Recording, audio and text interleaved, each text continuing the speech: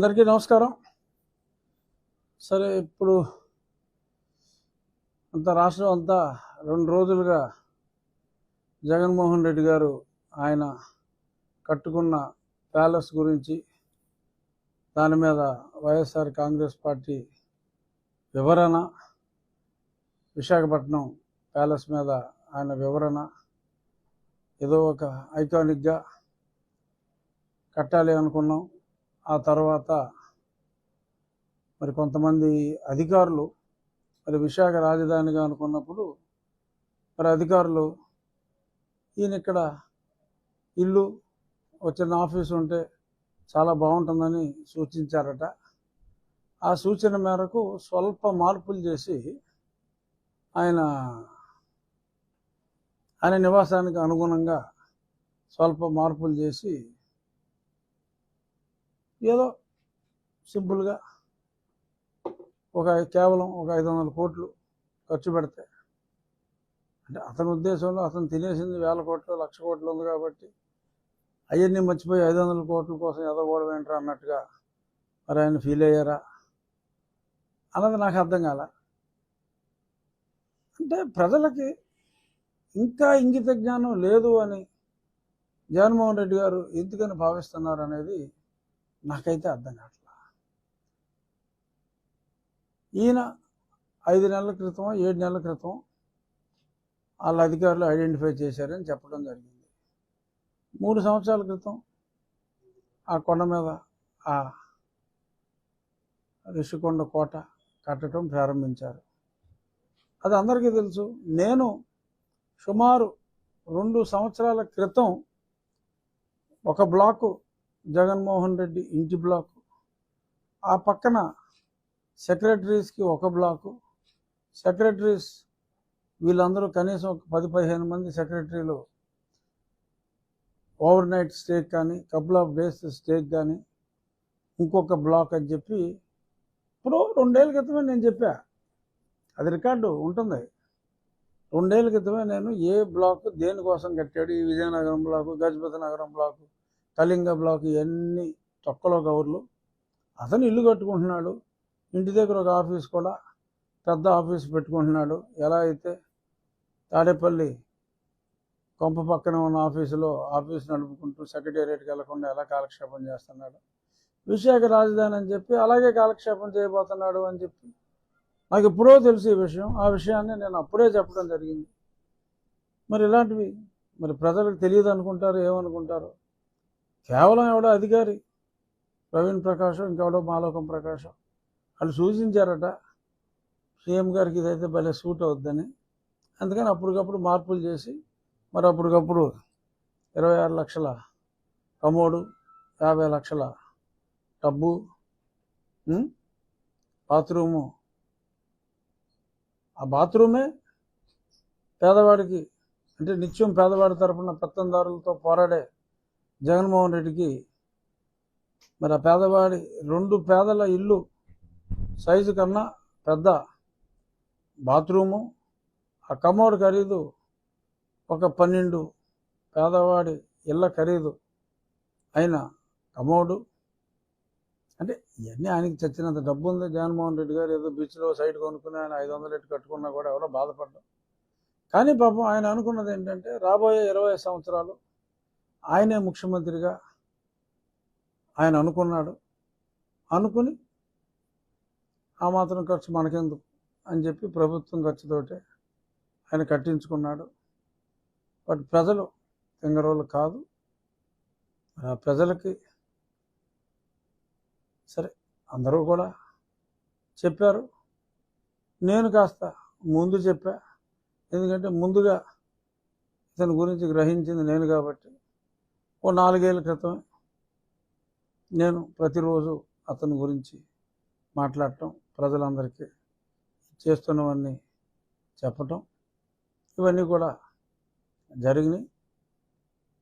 ఇప్పుడు ఇంకా మారకుండా, ఇది ఎందుకు చెప్తున్నాను అంటే ఇప్పటికైనా జగన్మోహన్ రెడ్డి గారు మారకుండా ఇంకా ప్రజల్ని మభ్యపెట్టే ప్రయత్నంలో, కేవలం ఎవరో అధికారి చెప్తే నేను ఇక్కడికి వచ్చాను తప్ప, ఇక్కడికి మారదాం అనుకున్నాను తప్ప, అది ఒక గొప్ప కట్టడం కోసమే మనం కట్టాం తప్ప నా వ్యక్తిగత అవసరాల కోసం కాదు. ఎవడో వ్యక్తి చెప్తే అతను ఏదో మంచి సలహా చెప్పాడులే, పోనీ ఉందాంలే, వీళ్ళందరూ సలహా ఇస్తున్నారు కదా, ఇంకెక్కడ ఇల్లు లేదన్నట్టుగా అనుకున్నాడు తప్ప మరి ఆ విధంగా అతను మాట్లాడటం అతని భావదారిద్ర్యానికి మనం బాధపడాలి తప్ప మరి ఇంకేమీ చేయలేం. మళ్ళీ ఇలాగే ఇంకొకటి ఈవీఎంలు. సరే, ఎలాన్ మస్క్ ఒక మాట అన్నాడు. సరే, నో డౌట్ ఎప్పటి నుంచో గతంలో చంద్రబాబు నాయుడు గారు కూడా ఈవీఎంలు తీసేయాలని చెప్పారు. విన్నారా మీరు అప్పుడు చెప్పినప్పుడు? సో అది ఎప్పటి నుంచో ఉంది. అభివృద్ధి చెందిన దేశాల్లో ఈవీఎంలు వాడరు. బట్ ఏ అభివృద్ధి చెందిన దేశమైనా కూడా, అంత అమెరికా లాంటి పెద్ద దేశమైనా కూడా అక్కడ 25 కోట్లే జనాభా, మనకు 140 కోట్ల జనాభా. సో అంచేత కన్స్ట్రెయింట్స్ ఉన్నాయి. నేను పార్లమెంటరీ కమిటీలో ఉన్నప్పుడు ఈ ఎలక్షన్ కమిటీ కూడా మా పరివిలోనే ఉండేది, మా పరివిలో ఉండేది. మేము అన్నీ కనుక్కున్నాం. మనం వాడే సిస్టంలో 1-2 మిషన్లు అంటే ఏమో, any electronic machine is susceptible అని గతంలో మా పార్టీ అధ్యక్షులు అన్నారు, చాలామంది అన్నారు. బట్ ఇన్ని లక్షల సంఖ్యలో ఉన్న ఈవీఎంని మేనేజ్ చేయటం అనేది అది జరగని పని. మరి ఈయన తన ఓటమిని ఇంకా అంగీకరించలేక, ప్రజలు తనని దారుణంగా తిరస్కరించారు అని పాపం నమ్మలేక ఆయన ఓపెన్ చేయమ్మకట్టాను. ప్రజలు తిరస్కరించారు అనే పచ్చి నిజాన్ని జీర్ణించుకోలేక ఈ రకంగా మరొక భావదారిద్ర్యానికి ఆయన పాల్పడటం దురదృష్టం. ఓటమిని అంగీకరించడంలో గౌరవం ఉంది. ఈ షుడ్ హ్యావ్ యాక్సెప్టెడ్, ఎస్, తెలుసో తెలియకో తప్పులు చేశా, మన్నించండి అని ఒక మాట అనుంటే మేబీ కొంత స్టేచర్ పెరుగుండేదేమో.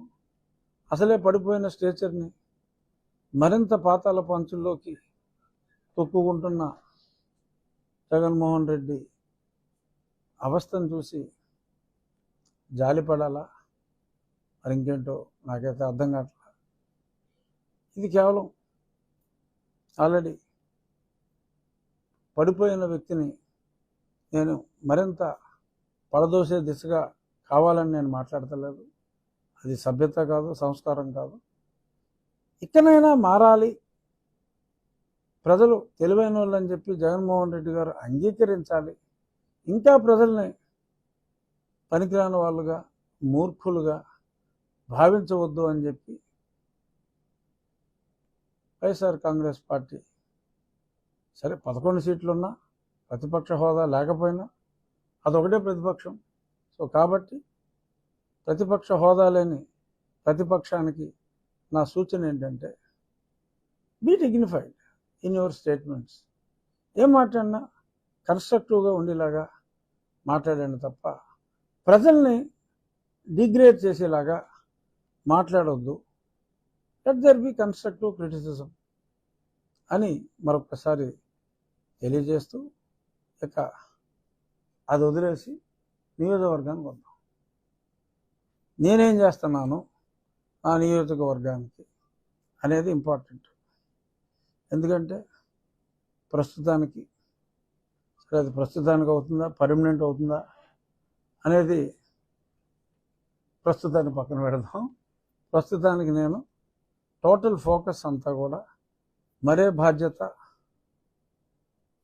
అప్పచెప్పలేదు కాబట్టి పూర్తిగా నా నియోజకవర్గానికి నేను పరిమితమై, ఎలాగ నిధులు లేమైతే చాలా దారుణంగా ఉంది. ప్రభుత్వం మారినప్పటికీ కూడా ఓవర్ నైట్, మరి ఎందుకంటే చాలా హామీల బర్డెన్ ఉంది. మరి పెన్షన్లు, మరి 50 ఏళ్ళకే పెన్షన్లు, ఎన్నో సూపర్ సిక్స్లు ఇవన్నీ ఉన్నాయి. అవన్నీ ఉన్నాయి కాబట్టి ప్రభుత్వం మీద ఎక్కువ బర్డెన్ పెట్టకుండా మరి నా నియోజకవర్గాన్ని ఎలాగ అభివృద్ధి పదంలో ముందుకు తీసుకెళ్ళాలి అనే దాని మీద నాకు కొన్ని ఆలోచనలు వచ్చినాయి. నేను జిల్లా కలెక్టర్ గారు, మా జిల్లా కలెక్టర్ గారితో, మన జిల్లా కలెక్టర్ గారితో, ప్రెస్ మీట్ ఇక్కడ కాబట్టి మన జిల్లా కలెక్టర్ గారు సుమిత్ కుమార్ గాంధీ గారితో చర్చించడం జరిగింది. ఇందులో భాగంగా నేను ఎన్నికల ప్రచారంలో కూడా చెప్పింది డ్రైనేజ్ అండ్ ఇరిగేషన్ సిస్టమ్ పూరిక తీక.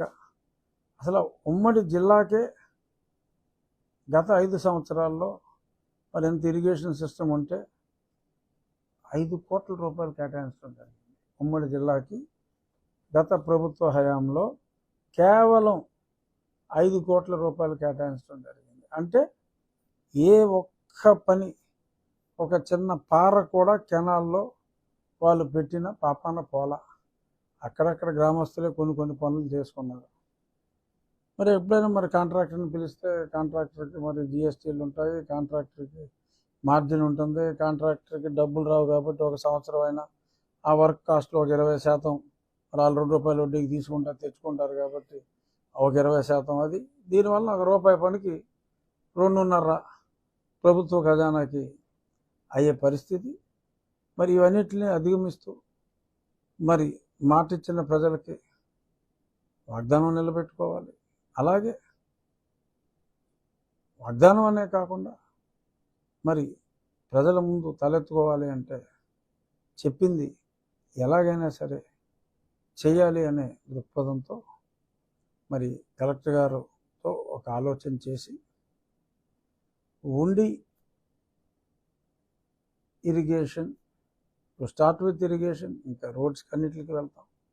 ఉండి ఇరిగేషన్ డెవలప్మెంట్ ఫండ్ అని కలెక్టర్ గారే ఒక సపరేట్ అకౌంట్ ప్రారంభించేలాగా, దానికి నేను నా స్నేహితులు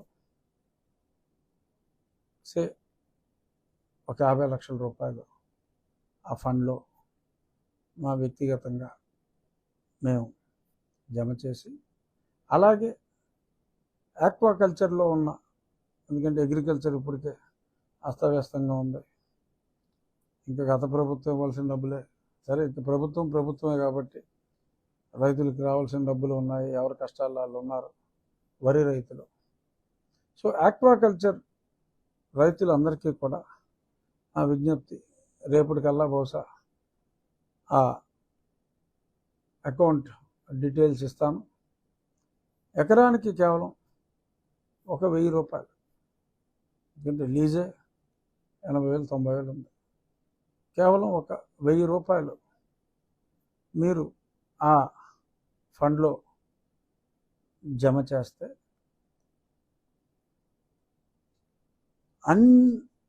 అన్ని కెనాల్స్లో ఆ గుర్రపు డెక్క ప్రాబ్లం కానీ, పూడుకుపోయిన దగ్గర ఆ పూడిక తీయటానికి స్మూత్ ఫ్లో ఆఖరి ప్రాంతం వరకు కూడా ఆ నీరు దూర ప్రాంతాలకు కూడా ఎటువంటి అబ్స్ట్రక్షన్ లేకుండా నీళ్లు అందేలాగా, సో మంచినీరు కూడా అందుతుంది. ఆ చెరువులు నింపుకోవడానికి ఇప్పుడు ఏలూరుపల్లి లాంటి గ్రామాలకు నీరు వెళ్తారా, శివారు గ్రామాలకు. సో ఈ అవస్థలన్నీ అధిగమించేలాగా ప్రతి రైతు కూడా ఇందులో, అంటే ప్రజలు ఇందులో భాగస్వాములు అయ్యేలాగా, ఎవరికి కూడా బర్డెన్ ఉండదు. అతి తక్కువ కాస్ట్లో, కాస్ట్ టు కాస్ట్ ఒక బుక్ లైనర్ని అవర్లీ బేసిస్లోనే అద్దెకి తీసుకొని ఆ గ్రామస్తులే ఆ వర్క్ మానిటరింగ్కి అధికారులు ఉంటారు. బట్ ఆ గ్రామస్తులు ముందు సర్టిఫై చేయాలి. ప్రతి గ్రామంలోనూ ఎవరైతే ప్రధాన దాతలు ఉంటారో వారిని ముఖ్య పాత్రధారిగా పెట్టి వారు ఆ వర్క్ ప్రోగ్రెస్ పక్కూరు వెళ్ళేటప్పటికి ఆ పక్కూరు గ్రామ పెద్ద he would take the lead. ఆ రకంగా ఈ సీజన్లో ఒక 45 రోజులు, నెక్స్ట్ సీజన్లో వచ్చినప్పుడు ముందే ఆల్మోస్ట్ ఇంకా ఈ 2 సీజన్లు దాటేటప్పటికి మళ్ళీ కనీసం ఒక 2-3 సంవత్సరాల వరకు కూడా ఎటువంటి